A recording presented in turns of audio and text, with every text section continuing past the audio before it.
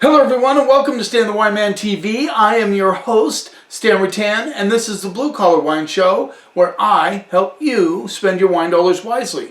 And when it comes to wine dollars, Thanksgiving can be an expensive event. Not just the food, the turkey, all the sides, it's the wine. Especially it all determines on how many people you have over, which could be a little bit different this year. We understand that, especially in Washington State. Not sure how all states are handling the gathering of people at Thanksgiving and Christmas. But it will be affected in certain areas, so it may be that it's just you and a small group of your family that get together, which is okay. I mean, that's pretty cool. But you're still concerned about the wine. So we're going to look at two traditional choices for Thanksgiving, and one that I've been reading about lately I'm not sure if I digest it totally why that works. So I'm going to try one and see if it is a possibility for the Thanksgiving meal. All right, it started right away with the 2018 Lucien Lardy Beaujolais Village Vines de 1951. So obviously their vines were planted in 51, so they're fairly old. And it's Gamay, $16. Gamay is one of my personal choices for Thanksgiving. I like Gamay. One of the reasons it's low in tannins. The meal just doesn't seem to be the kind of meal that you want high tannic wines. But, that being said, do whatever you want. It's your palate. It's your decision. If you want to have a big cab for Thanksgiving, knock yourself out. Just saying. But, it's our responsibility as wine people to just make these suggestions. You do whatever the hell you want to do. Okay, made from Gamay, which is a very low tannic. Beaujolais Nouveau is made from Gamay. But this is Beaujolais Village. So these are specific villages where the Gamay is collected from, and these are old vines. So the quality should show up in the wine. Color is fairly dark, certainly darker than most Pinot Noirs. You can see through it, however. Can you tell from that? Yeah, it's not dark like a Syrah or a Cab, but fairly dark. Let's see what we get on those. Just fresh cherries. It reminds me of just walking by when they get the first crop of cherries in a grocery store, you walk by, that's what it smells like. Just a pinch of root beer, which is interesting. A lot of Pinot Noir will give off root beer or cola. Kind of a candy-esque sort of thing, hard candy. Oh, and red flowers for sure. There's a touch of cinnamon, which I really like. Let's see what we get on the palate.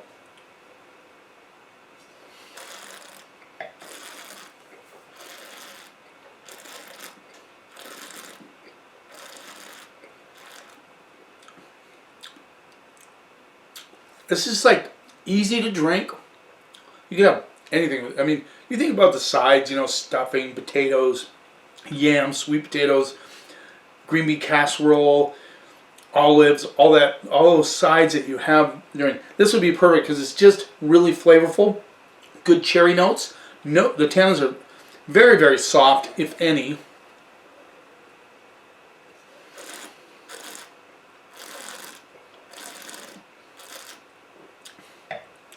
There's a little bit of acidity there, but it's very balanced. Gives it a little brightness in the palate. I'm just thinking, man, this would be great with stuffing or potatoes and things like that.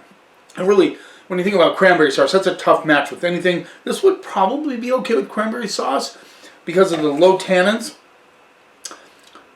This is just a really simple, delicious little red.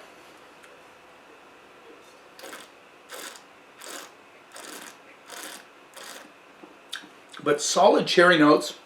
The red flowers start creeping out on the back of the mid palate. Then it finishes, I almost want to say raspberry with the cherries. That element comes through on the back side. I like this wine. Just simply a good table red that would be perfect with all the things that come with a turkey dinner. Or if you're doing Cornish game hens or anything like that. Nice long finish. And right at the back of this, there's some coffee bean notes that come through as well. I like it a lot.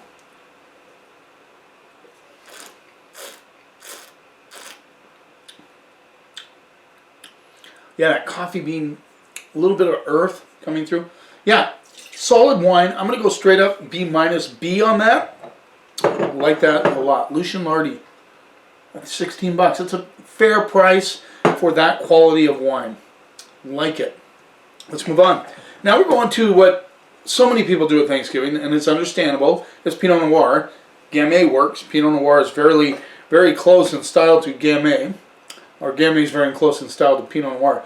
This is the 2016 Coeur d'Terre Vineyard Oregon Pinot Noir Willamette Valley.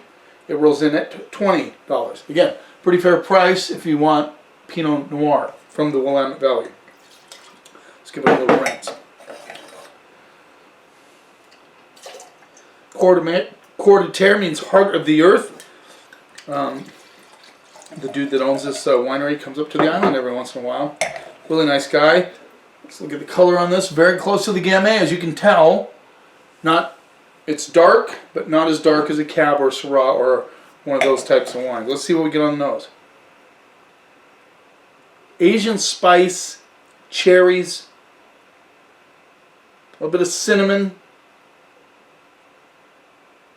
I love the Asian spices on this. Nice job on that. Asian spice is just one of those things that come through in a lot of Pinots from Burgundy as well as from the Willamette Valley, and sometimes from, well, it does happen in California as well.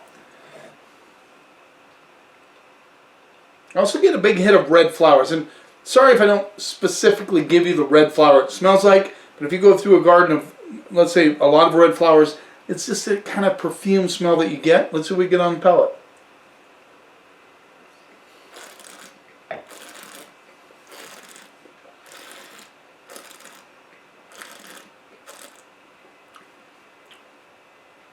Again, no tannins. Pinot Noir and Gamay are both known to be low tannin wines. So you don't get that big astringent hit. When you think about turkey, it's not like a steak. It's different. And so, you don't get the richness. So you don't want the high tannins to match because the proteins are different. This is, okay, cherries. The Asian spice comes through. The cinnamon notes kind of hang underneath the cherry and Asian spices. The red flowers just kind of are intermingled in amongst the wine from start to finish. Good balance with this wine.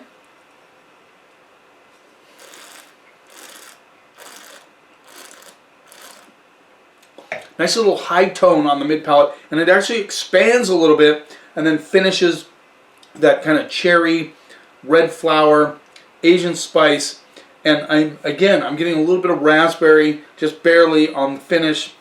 Good wine, very well put together. Good vintage in the Willamette Valley 2016. And $20, this is a solid Pinot for $20. I'd seek it out.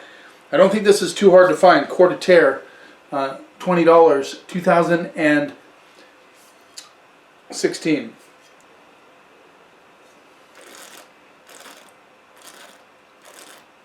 A little black tea as well. I like that wine. I'm going to go B+. Solid Pinot Noir. This would be a great turkey wine, just like Coeur d'Terre. Now, this is the one I hear a lot of buzz about for turkey, and that's Sangiovese or Chianti. Not one and the same necessarily, but Sangiovese. Now, it's an interesting thing to me. I know there's a lot of acid in a Sangiovese, so maybe that's it. I'm not sure exactly. I've never thought of having a Chianti with turkey dinner. But we're going to give this one a try. This is not from Tuscany. This is from, sorry about that. This is from Romana, which is northern Italy, near Bologna, east of Bologna, near the water, south of Verona. So if you get kind of a picture of where this is at. This is a Sangiovese Riserva. It is a 2000, and I always hate it when I can't find the vintage right off the 2016. It rolls in at $22. This is the Umberto Cesari Sangiovese Riserva from Romana. $22. So, have you thought about having Sangio, or have you had Sangio? In fact, this is the episode, because I might do one more episode about Thanksgiving before it actually comes. It's next week. And that is, what have you tried with Thanksgiving that's been really successful for you? Do you like Pinot Noir with Thanksgiving? Have you tried Chianti? Maybe you like Syrah. What do you like? My next episode will be about a certain varietal that I've kind of gotten excited about with Thanksgiving, and you'll find that out in the next episode. So this is the Sangiovese from Romana, Italy. Boy, this has bark, currants, and this has some depth on the nose. I mean, it's just, you can tell, it's just dark. Can I show you the color? This is a little darker than either one of those, so this is fairly dark. Coffee. Currants, dark cherries. A bit of earth. Just a slight bit of earthiness to this.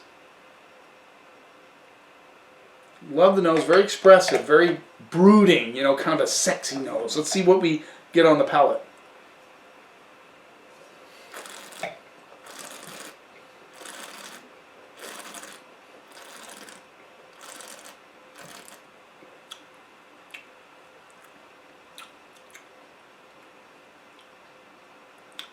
Now, okay, the cool thing about this wine, the tannins are not strong. It has a little more depth than the last two, but it still has that nice, the currant, good acidity, but not over the top, not puckering up your mouth, but it's there, good balance. Currants, dark cherries, a little bit of earth coming through. Tobacco, slight.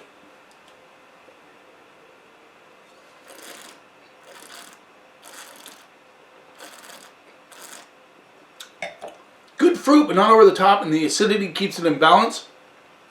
Boy, this would be... And then at the back end, that tobacco really hits strong. A little bit of char, a little bit of earth. Wow, that's a great bottle. That is a great bottle of wine. I know sometimes when I review these, I don't get excited about all of them, but boy, I sure like this one, and I have no idea where I got it. So if one of the sales reps that follow me, that may have given me this bottle of wine, I want to know who gave it to me, because I have no idea. $22. Super bottle of wine. I'm going to go straight up A. I just think this is solid wine. I do think it would go with Thanksgiving. The tannins are not astringent. Good acidity, but not over the top. Nicely balanced. Good fruit. I can see this going really well with a meal. There you go. A couple of different ideas for Thanksgiving. I understand the Sangiovese part. I might include a Chianti. I just don't know. I don't know. It's not something I've thought about. Have you thought about it? Thanks for taking a little time out of your day. Don't forget to subscribe to my channel. I'm getting a lot of subscribers. I like it. Thank you very much. You keep watching, and I'll keep helping.